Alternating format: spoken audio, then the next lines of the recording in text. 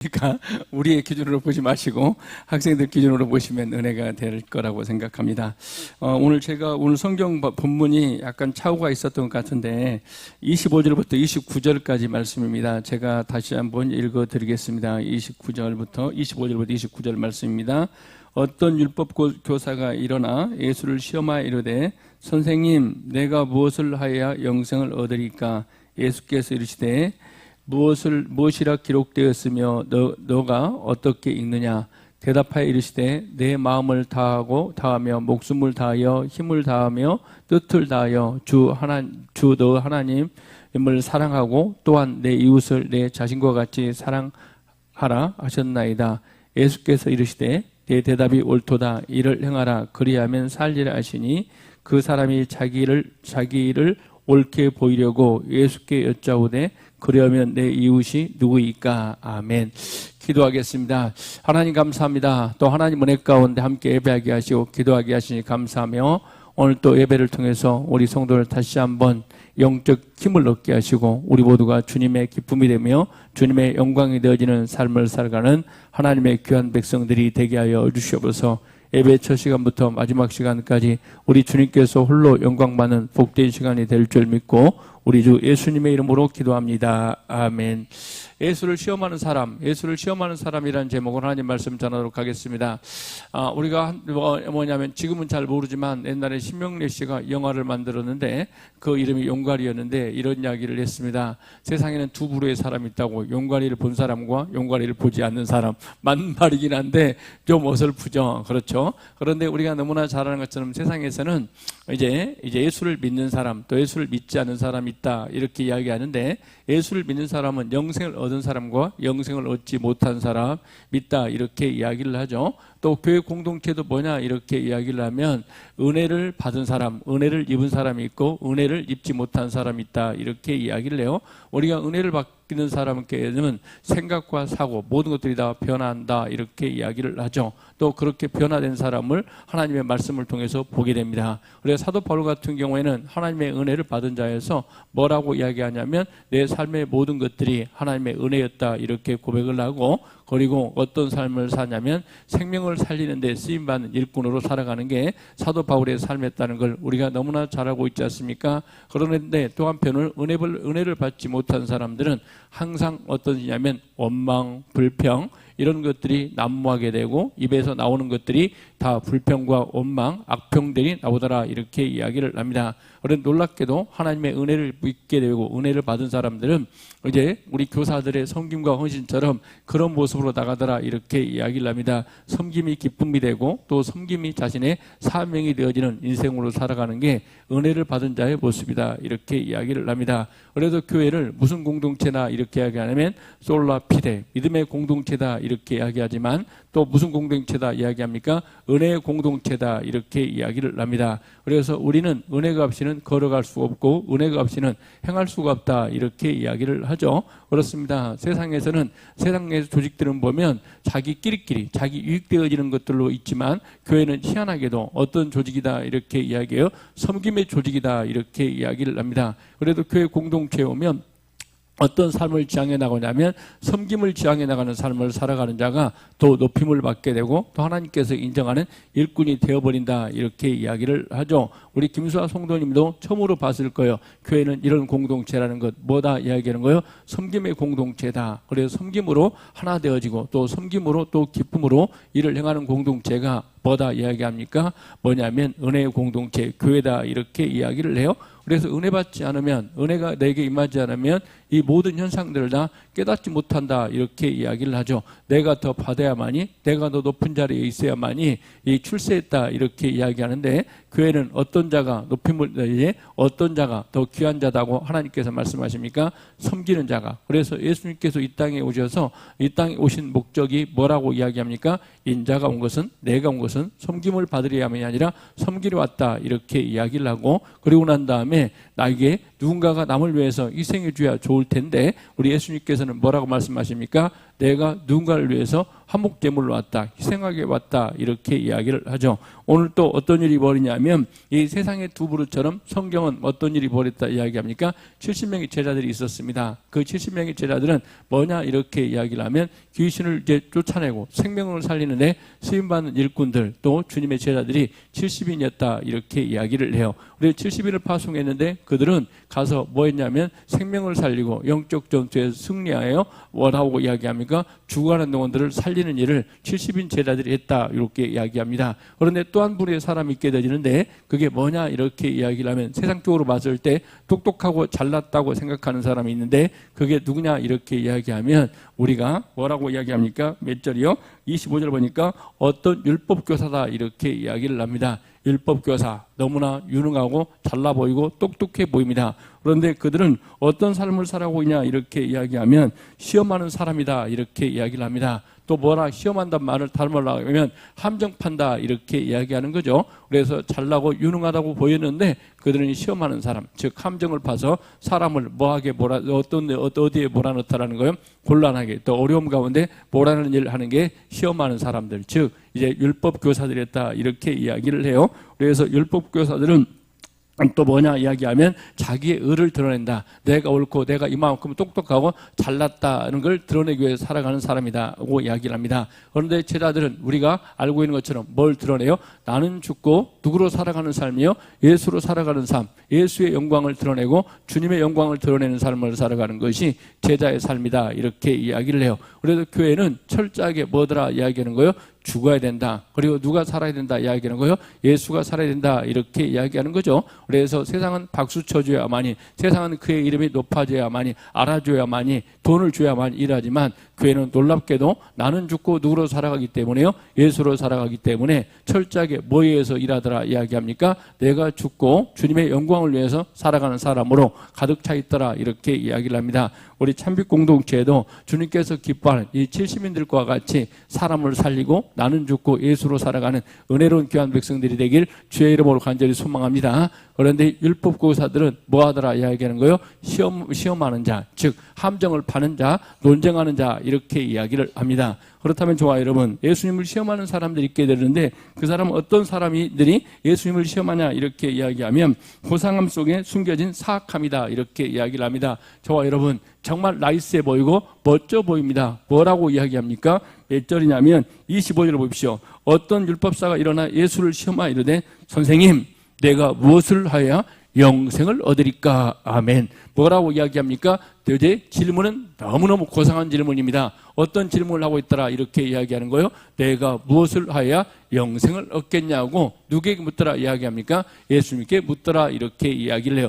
영생에 관심 있는 척 하고 있습니다. 그러나 앞에 보면 뭐라고 이야기합니까? 예수를 시험하기 위해서, 다시 이야기하면 함정을 파기 위해서 뭐하더라 이렇게 이야기합니까? 예수님께 질문하고 있더라 이렇게 이야기를 합니다. 그래서 예수님께서는 그 영혼들이 불쌍해서 뭐라고 말씀하시냐면 10장 26절 보니까 예수께서 이르시되 율법에 무엇이라 기록되었으며 너가 어떻게 읽느냐? 예수님께서 묻습니다. 너가 성경을 바르게 읽었다면 그 진리를 바르게 깨달았을 텐데 이렇게 누가 말하고 있습니까? 예수님께서 말씀하고 있다 이렇게 이야기를 하고 있어요. 그렇습니다. 우리 성도들 각자 어떤 은혜가 있게 되냐면 하나님의 말씀을 바르게 깨닫게 되면 우리가 구약을 보거나 신약을 보거나 동일하게 있습니다. 뭐라고 이야기합니까? 사랑으로 섬기는 자. 게다가 뭐다 이야기합니까? 이제 뭐냐면 그것이 어떤 모습이요? 영생을 얻는 자. 그런데 영생을 얻는 자 이렇게 이야기했을 때 내가 영생을 얻기 위해서 무엇을 행하는 삶이 아니라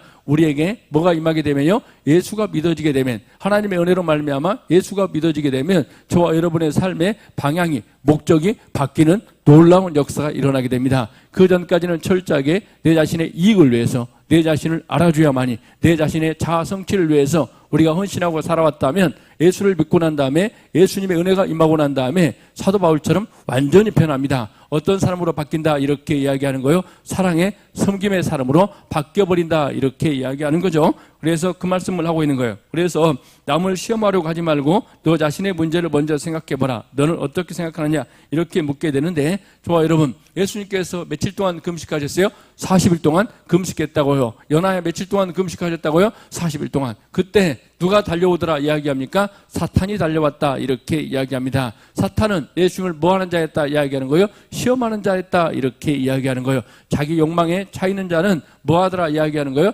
누군가를 시험에 들어서 누군가를 뭐하다 이야기합니까? 사명의 자리에서 이탈하게 만들고, 그리고 난 다음에 어디로 가게 하더라는 거예요? 절망으로, 그리고 좌절로, 그리고 난 다음에 뭐더라는 거예요? 파멸로 몰아가는 게 누가 하는 일이다 이야기하는 거예요? 사탄이 하는 일이다 이렇게 이야기를 합니다. 그렇습니다. 우리 성도들 각자 너무나 잘 아는 것처럼 우리가 성령 충만하지 않으면 마귀의 도구가 될 수밖에 없다는 거예요. 우리는 영적인 존재라는 걸 압니다. 그래서 저와 여러분, 우리는 성령을 받든지 뭘 받든지 받게 되는 거예요. 악한 영의 지배를 받게 되든지 두 가지 지배를 받게 되는 거죠. 그런데 저와 여러분들이 예수를 믿는 사람들이라면 우리가 뭘 받아야 된다 이야기하는 거예요? 성령 충만함을 받아야 되는 줄 믿습니다. 성령 충만함을 받지 않으면 우리는 누구의 도구가 되냐면 사탄의 도구가 되어져 버리는데, 이제 뭐냐면 디모데후서 2장 14절과 18절에서 사도 바울은 자기가 사랑하는 제자였던 디모데에게 그리고 성도들에게 강력하게 이야기하고 있습니다.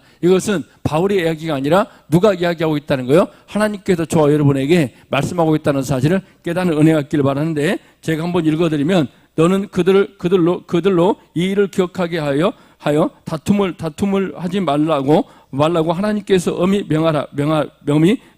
이는 유익이 하나도 없고 도리어 듣는 자를 망하게 함이니라. 아멘. 뭐다 이야기는 다툼, 분쟁, 이것은 결과적으로 뭐 하는 거다는 거예요? 망하게 하는 것이다 이렇게 이야기를 합니다. 그래서 교회 공동체는, 신앙 공동체는 다툼, 시비 걸어서 시험하여 다투고 분쟁하는 건 망하게 하는 것이다. 디모데후서 2장 15절에 보니까 너는 진리의 말씀을 옳게 분별하여 부끄러울 것이 없는 일꾼으로 인정된 자로 자신을 하나님 앞에 드리길 힘쓰라. 다 생략하려고 몇 절이냐면 17절을 제가 읽겠습니다. 10절 보면 그들의 말은 악성 종양이 퍼져나간 것과 같은데 그 중에 후메네오와 빌레도가 있느니라. 아멘. 그들의 말은 무엇과 같다고요? 악성 종양이다 이렇게 이야기를 합니다. 저와 여러분의 몸에 악성 종양이 있다면 방치하거나 그러면 더 커집니다. 악성 종양은 반드시 뭐해야 된대요?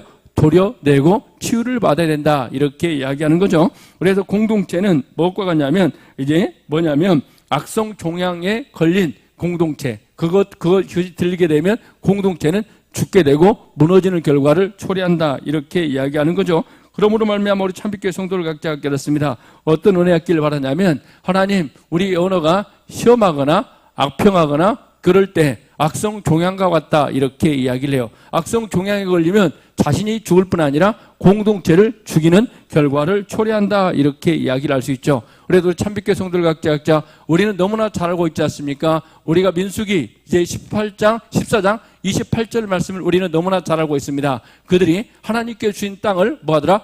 악평하더라. 그런데 그 악평이 10명의 사람들이 악평을 했는데 종양과 같이 공동체 전체가 뭐하는 일이 벌어지라는 거예요?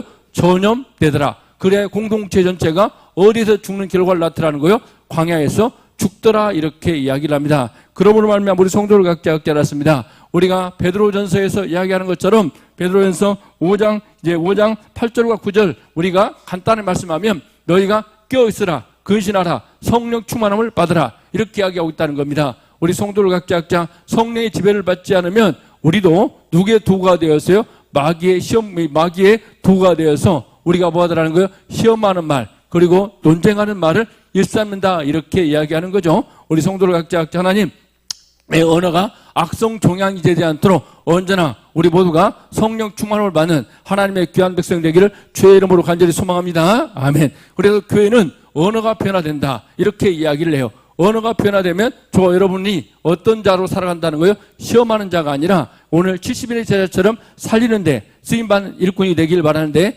이 살리는 데 쓰임받는 일꾼들은 뭘 전하더라 이야기합니까? 복음을, 예수를 전하는 삶을 살아가는 거예요. 그래도 교회는 철저하게 누구에 대한 이야기로 충만해야 돼요? 예수에 대한 이야기로 충만한, 은혜 갖길 바랍니다. 왜? 예수는 생명이고 예수는 능력이라는 사실을 저와 여러분 모두가 깨닫는 시간 되어져야 될 줄 믿는데, 우리 참빛교회 성도를 각자 깨닫습니다. 생명은 누구에게요? 주께 있다. 그래서 저와 여러분 모두가 70인들처럼 뭘 전하는데 쓰임받길 바라요? 복음을, 예수를 전하는데 쓰임받길 바라고, 오늘 또 어떤 자가 되지 않길 원한다 이야기하는 거예요.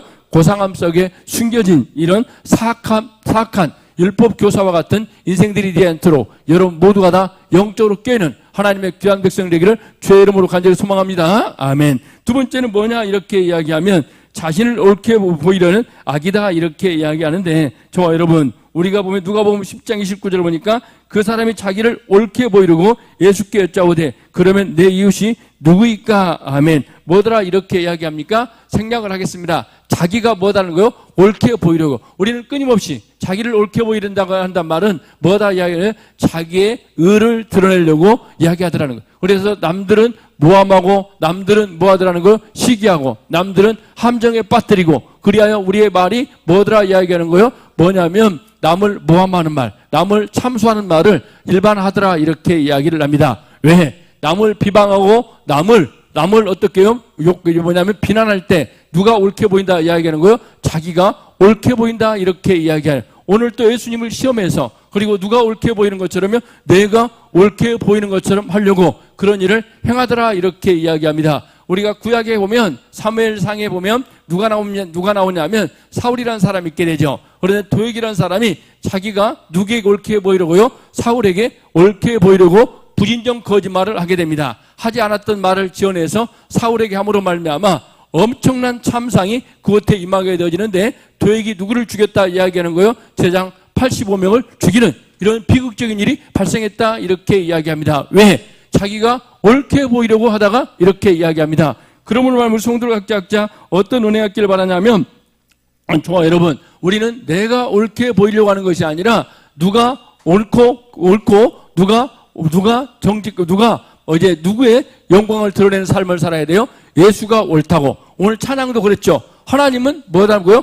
옳으시다고 찬양을 했어요. 우리가 찬양 가사를 생각할 때 그냥 막 부르면 은혜가 안 되는데, 이제 찬양을 들을 때 그렇습니다. 하나님은 옳습니다. 그리고 누구의 영광만 드러내는 삶이요? 하나님의 영광만 드러내는 삶을 살아가게 되는 거예요. 내 자신의 영광을, 내 자신의 옳고 내 자신의 의를 드러내려고 하는 삶이 아니라, 우리 모든 성도를 각자가 자신의 옳음을, 자신의 의를, 자기의 잘남을 드러내려고 하는 삶이 아니라, 저와 여러분의 삶은 철저하게 누구의 영광을 드러내려고 하는 삶이 되길 바라요? 예수의 영광을 드러내려고 하는 삶이 되어지는 주의 거룩한 백성들이 되길 주의 이름으로 간절히 소망합니다. 아멘. 그래서 로마서 14장 10절과 13절을 보니까 너가 어찌하여 내 형제를 비판하느냐, 어찌하여 내 형제를 없인 여기느냐, 우리가 다 하나님의 심판대 앞에 서리라. 기록되어 있으되 주께 이르되 내가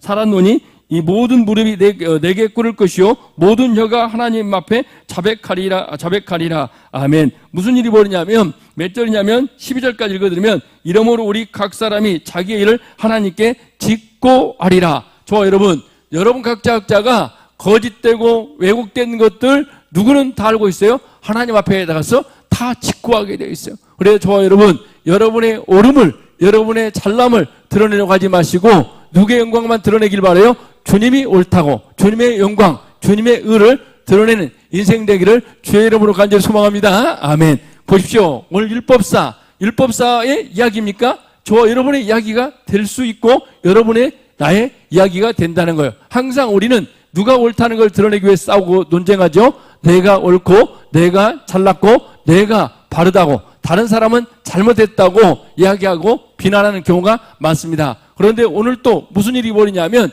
율법사들은 뭐라고 이야기합니까? 뭐라고 합니까? 예수를 시험하고 예수님을 비난해서 자기의 옳음을 드러내려고 한다는 거죠. 그러나 우리 성도들 각자는 어떤 은혜 갖기를 바라냐면, 하나님, 나는 죄인이고 나는 부족한 자입니다. 그러므로 말미암아 철저하게 어떤 은혜 갖기를 바란다 이야기하는 거요? 주님이 옳다는 걸 드러낸 인생 되기를 바랍니다. 그래서 예수님은 정말 온유한 분이죠. 그런데 예수님께서는 뭐냐 이렇게 이야기하면, 오늘 율법사들에게 뭐라고 이야기합니까? 제하기가 아닙니다. 23장 마태복음 23장 25절을 보니까 화 있을진저 외식하는 서기관들과 바리새인들이여 잔과 대접을 겉은 깨끗하되 그 안에는 탐욕과 방탕으로 가득하도다. 아멘. 뭐라고 이야기합니까? 또 뭐라고 하냐면 어제 뭐라고 하냐면 이제 한 절만 더 읽고 이제 마태복음 23장 20절 보니까 화 있을진저 외식하는 서기관들과 바리새인들이여 회칠한 무덤 같으니 겉으로는 아름답게 보이나 그 안에는 죽은 사람의 뼈와 모든 더러운 것이 가득하도다. 누가요?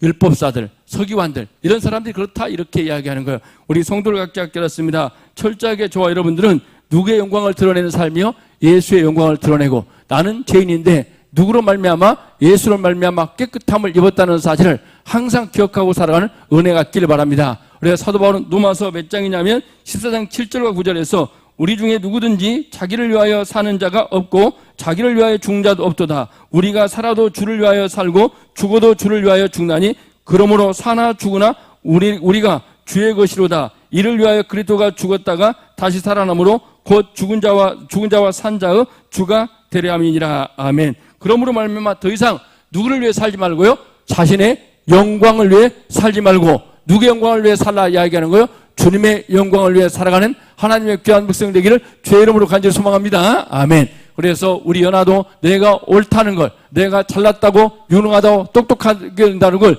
드러내는 삶이 아니라 우리의 삶은 철저하게 누구의 영광을, 누가 옳음을 드러내는 삶이요? 예수가 옳습니다. 하나님이 옳습니다. 하나님만이 의로운 분이라는 사실을 드러내는데 쓰임받는 일꾼들이 되기를 주의 이름으로 간절히 소망합니다. 아멘. 그러기 위해서 우리는 어떻게 하냐 이렇게 이야기하면 자신을 부인할 때 하나님의 사람을 살리는 자로 사용한다 이렇게 이야기를 합니다. 저와 여러분, 이런 삶을 살기 위해서는 뭐 해야 된다고 이야기하고 있어요? 자신이 죽어야 돼요. 우리 김수아 성도님, 누가 죽어야 돼요?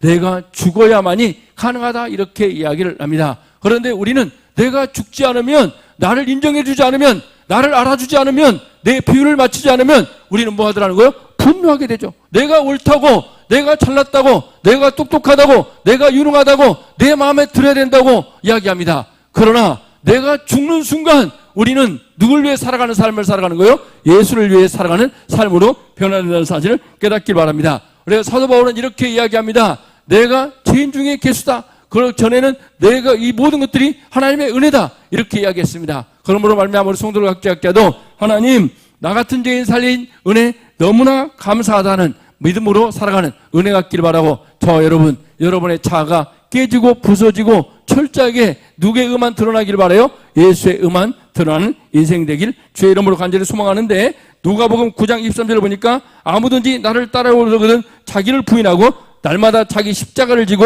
나를 따를 것이니 이렇게 이야기하고 있고, 로마서 14장 7절과 8절에 보니까 우리 중에 누구든지 자기를 위하여 사는 자 없고 자기를 위하여 죽는 자도 없도다. 우리가 살아도 주를 위해 살고 죽어도 주를 위하여 죽나니 그러므로 사나 죽으나 우리가 주의 것이로다. 아멘.